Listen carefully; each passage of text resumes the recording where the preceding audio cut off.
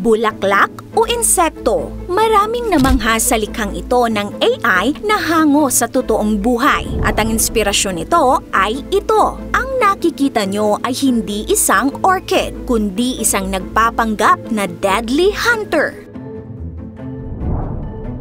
Makikita sa video na tila na hold up ang mga ito. Kapansin-pansin din ang kanilang iba't ibang kulay at anyo na karaniwang kahawig ng mga bulaklak at dahon. Ngunit huwag magpapaloko sa magaganda nilang itsura dahil ito rin ang kanilang ultimate weapon.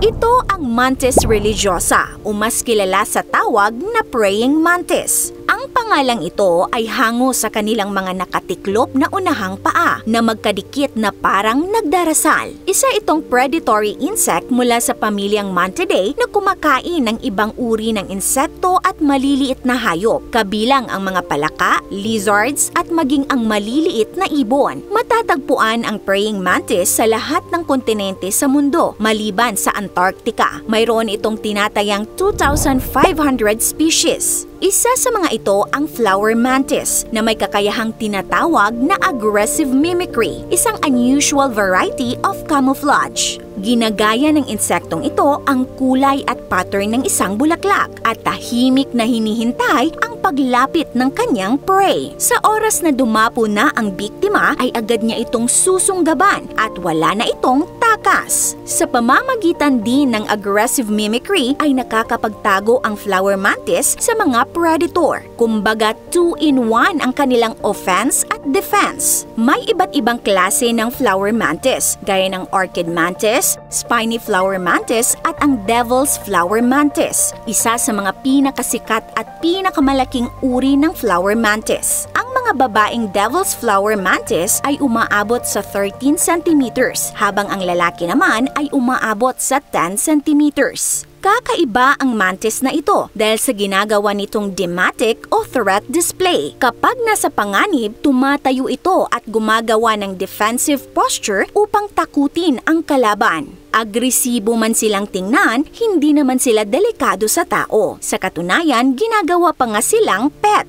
Marami ang nag-e-enjoy sa pagpapakain sa kanila ng mga buhay na insekto dahil sa kanilang kagilagilalas na hunting skills. Ang flower mantis ay nagpapaalala sa atin na huwag basta-basta maniwala sa nakikita dahil sa likod ng kagandahan ay maaaring panganib ang nakaabang. Ikaw ka-awesome, nakakita ka na ba ng nagtatagong flower mantis? This is Ate O from our Republic. Hanggang sa muli and stay awesome!